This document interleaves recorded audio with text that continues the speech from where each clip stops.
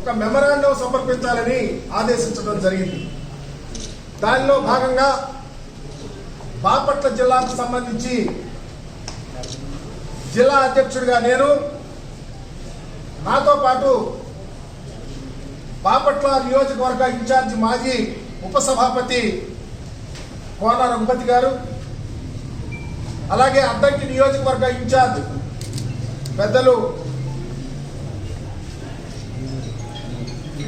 హనిమిరెడ్డి గారు, అట్లాగే వేమూరు నియోజకవర్గ ఇన్ఛార్జ్ సోదరులు వరికుటి అశోక్ బాబు గారు, అలాగే పచ్చూరు నియోజకవర్గ ఇన్ఛార్జ్ సోదరులు గాదె మధుసూదర్ రెడ్డి గారు, అలాగే పెద్దలు గౌరవనీయులు రేపల్లి నియోజకవర్గ ఇన్ఛార్జ్ డాక్టర్ ఈ ఊరు గణేష్ గారు, అలాగే చీరాల నియోజకవర్గ ఇన్ఛార్జ్ సోదరులు యువకులు కరణం వెంకటేష్ బాబు గారు, అన్ని నియోజకవర్గాల్లో ఉన్నటువంటి వివిధ హోదాల్లో ఉన్నటువంటి నాయకులు, విద్యార్థులు, విద్యార్థుల తల్లిదండ్రులు, యువత, నిరుద్యోగులు ఈరోజు బాపట్ల పట్టణంలో తండోపతండోలుగా వచ్చి వారి నిరసన తెలియపరుస్తూ కలెక్టర్ గారికి మెమరాండం ఇవ్వడానికి ముందుకొచ్చాం. అయితే మీరు చూసే ఉంటారు ఎన్ని అడ్డంకులో, ఎంత దారుణంగా ఎన్ని అగచాట్లు పడాల్సి వచ్చిందో. మేము ప్రజాస్వామ్యంలో ఉన్నాం, ప్రజాస్వామ్యబద్ధంగా నడవాలనుకుంటున్నాం. మా నాయకుడు ప్రజాస్వామ్యబద్ధంగా వెళ్ళి మెమరాండం ఇవ్వమని చెప్తే మరి పోలీసు వారు అత్యుత్సాహంతో మమ్మల్ని 3 చోట్ల అటకాయించడం, తాళ్లతో గొలుసులతో కట్టేసి మమ్మల్ని వెళ్ళకుండా మీరు 4 వెళ్ళాలి, 3 వెళ్ళాలంటే ఇది ప్రజాస్వామ్యం కాదా అని అడుగుతా ఉన్నాం. మేమేమి తప్పులు చేయటాకో, మేమేమో గొడవలు చేయటాకో, మేమేమో టెర్రరిస్టులమో కాదు. ప్రజాస్వామ్యంలో ప్రజల యొక్క హక్కులను కాపాడటానికి మా నాయకుడు సూచించినటువంటి ఈ రాష్ట్రంలో నిరుద్యోగ యువత మోసపోయారయ్యా, విద్యార్థులు మోసపోయారు. విద్యార్థులు ఈరోజు ఫీజు కట్టలేని పరిస్థితిలో ఉన్నారు. కాలేజీల వాళ్ళు ఇళ్లకు పంపిస్తా ఉన్నారు. ఆత్మహత్యలు జరుగుతూ ఉన్నాయి. 5 త్రైమాసికాల్లో మీరు ఫీజు రియంబర్స్మెంట్ ఇస్తారని చెప్పారు, ఎందుకు ఇవ్వలేదు? తక్షణమే ఇవ్వమని చెప్పేసి అడగటానికి విద్యార్థులను తీసుకొని వస్తే మమ్మల్ని అటకాయించిన తీరు చూస్తూ ఉంటే నిజంగా మేము ఇక్కడ దాకా రాలేకపోతే మేము చెట్టుకి ఇస్తామా మెమరాండం, పుట్టకిస్తామా మెమరాండం? వారే చెప్పాలని అడుగుతా ఉన్నాం. ఎవరికి ఇస్తాం?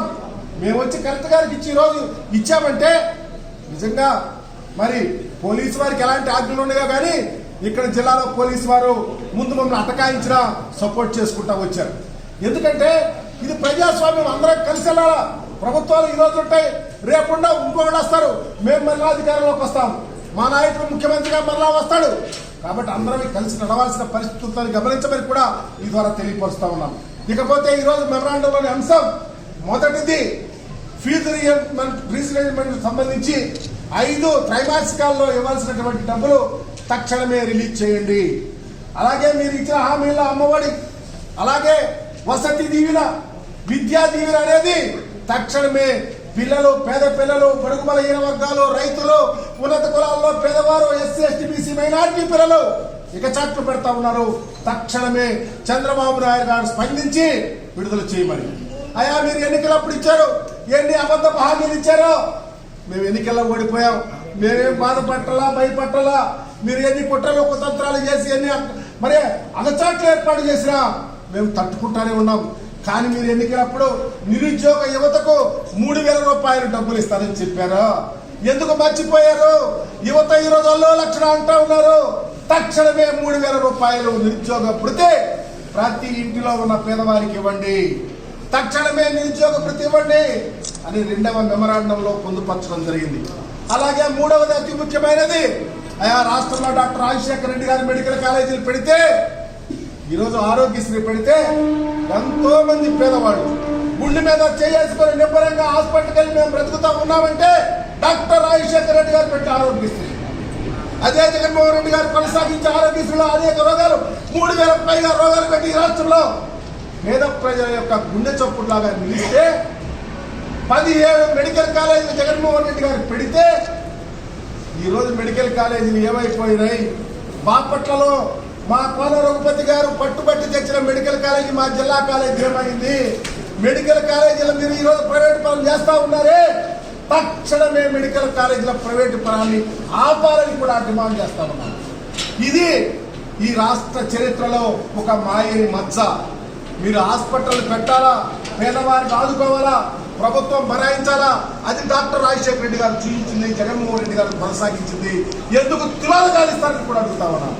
అందుకనే ఈరోజు కలెక్టర్ గారికి ఈ 3 అంశాలతో పాటు ఈ మధ్యకాలంలో మీరు చూశారు రైతుల ఇక్కట్లు, రైతులు పండించిన పంటకు గిట్టుబాటు ధర లేదు, వరి కొంట లేదు, పొగాకు కొంట లేదు, మద్దతు ధర లేదు, మిర్చికి మద్దతు ధర లేదు, శనగకి మద్దతు ధర లేదు, పసుపుకి మద్దతు ధర లేదు, టమాటాకు మద్దతు ధర లేదు. అలో లక్షణాలు రైతులు అంటున్నారు. మా నెత్తినేశారు కరెక్ట్ బిల్లులు, దాన్ని తగ్గించమని ఇంతకుముందు చేశాం. దాని గురించి ఏం మాట్లాడతారో తెలియదు.